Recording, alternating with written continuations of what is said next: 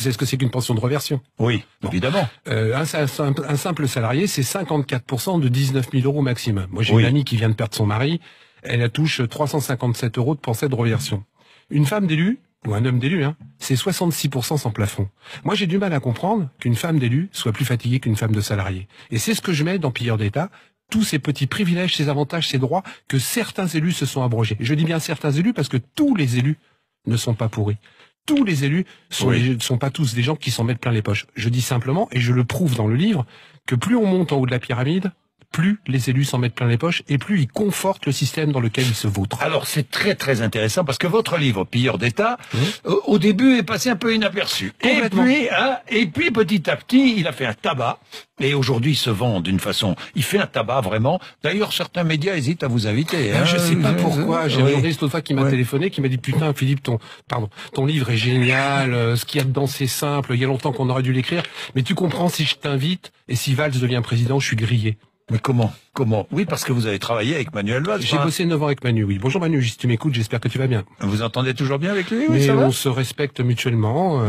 Voilà. Non, Manuel Valls, pas plus pourri, pas moins que les autres. Il n'est pas particulièrement pourri. Il est parti en Afrique dernièrement, je sais pas pourquoi. Il y a quelques années, beaucoup d'élus allaient en Afrique avant les élections, c'est pas pourquoi. Non, mais là, ce que je veux dire par là, c'est que moi, je défends les élus. Moi aussi. Vous aussi? Je défends tous les élus, je défends les élus de base, les élus de proximité, celui qui se défonce bénévolement, le petit maire des communes. Ce que je ne défends pas, c'est les élus qui profitent du système pour vraiment se vautrer dans quelque chose du nom, parce que c'est des gens qui devraient être exemplaires. Manuel Valls et beaucoup sont exemplaires, mais pour l'instant... Manuel Valls et beaucoup. J'ai dit certains élus. Bon, d'accord. 30% des parlementaires... Oui. En revanche, ont eu des soucis avec le fisc ou avec la justice. Oui. J'ai fait le compte, ça sort bientôt dans mon 3e livre, j'arrive à prouver, et preuve à la puisque tout ce que je dis est factuel. Oui. Dans mon premier livre, j'ai mis 400 élus et j'ai mis leur nom, j'ai pas eu un seul procès. Tout ce que j'écris est factuel, vérifié et recoupé. Oui. Là, je mets dans mon 3e livre que 30% des parlementaires, députés, Sénat plus sénateurs, donc 577 plus 348, 30% ont eu affaire avec la justice, ça veut dire quand même que 70% n'ont jamais mis un centime dans leur poche. Mais il y en aurait même que 1%, Jean-Jacques, ce serait trop. Je rappelle encore une fois que c'est des gens qui votent des lois pour nous demander de nous serrer la ceinture. C'est des gens qui votent des lois pour dire que les gens qui sont au RSA aujourd'hui, on va pouvoir fouiller sur leur compte en banque pour savoir si c'est des gens qui, quelque part, dépensent un peu plus que le RSA. Et c'est des gens qui, quelque part, ont des comptes en banque en Suisse. Il y a 150 à 160 députés qui se sont payés une maison personnelle avec l'IRFM. Est-ce qu'une seule fois on a été fouillé sur leur compte en banque? Est-ce que ces gens-là sont poursuivis?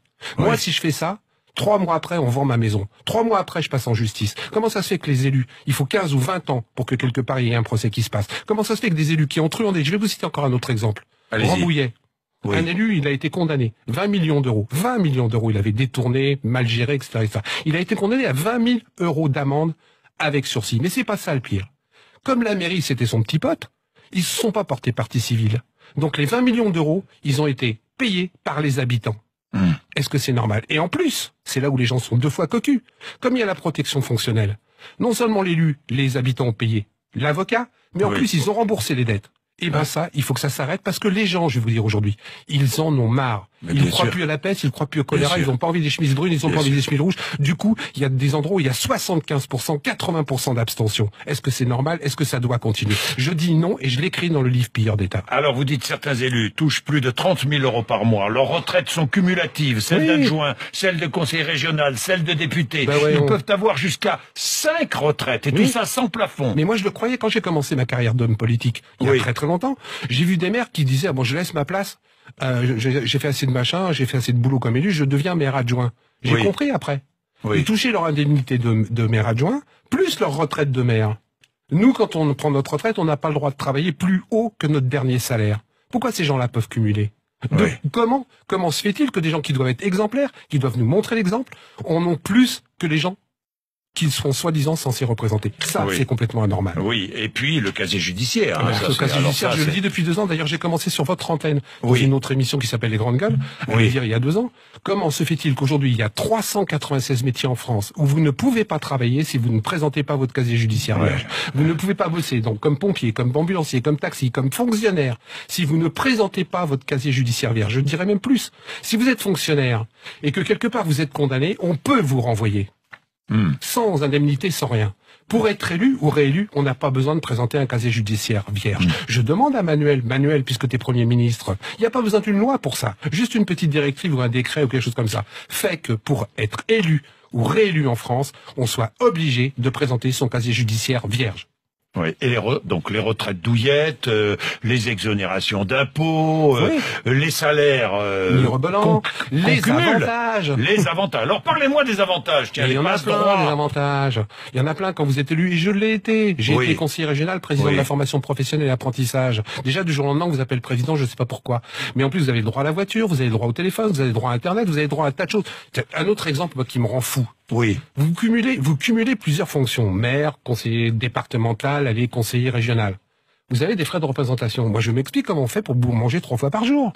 Puisque dans ces frais de représentation sur chaque élu, on vous paye le déjeuner. Moi, je mange pas 3 fois par jour. Pourquoi on payerait ces gens-là? Un autre truc, on vous paie 3 fois le déjeuner. Vous avez des frais de représentation sur chaque endroit. Ah bah oui, évidemment. Donc vous déjeunez 3 fois. Oui, c'est parce que je sache, les gens déjeunent qu'une fois. Moi, je propose un système très simple. Vous donnez quand même une fiche. Mais non, c'est justement ça le problème en France. On donne pas de fiche. Il y a plein de pays où on est. On ne justifie pas. Mais non, l'IRFM, vous faites ce que vous voulez. Tout le monde le sait. C'était dans la presse. Il y a un député qui s'est payé des voyages et de la thalassothérapie avec son IRFM. J'en ai un autre qui était sénateur, qui s'est payé un pavillon avec piscine.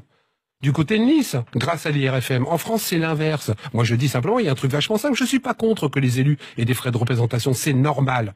C'est normal. On n'est pas non plus là pour faire du Robespierre, etc. Ça se termine toujours très mal. Mais qu'au moins, ils présentent les factures avant. C'est-à-dire qu'il y a plein de pays où vous dépensez l'argent vous-même et vous faites rembourser. En France, c'est pas ça. On vous donne le pognon et vous en faites ce que vous voulez. Je reprécise que ce n'est pas tous les élus. Oui. D'accord? C'est une petite marge importante des élus. Il y en a moins qu'on le dit, mais plus qu'on ne le sait. Bien, merci Philippe Pasco. À lire, hein. Je vous le conseille. Je vous donne le titre. Moi, je le garde. Je vous donne le titre du prochain, vous allez voir, il est amusant. Ça s'appelle Du goudron et des plumes, délit d'élu, tome 2. Ah, ben voilà.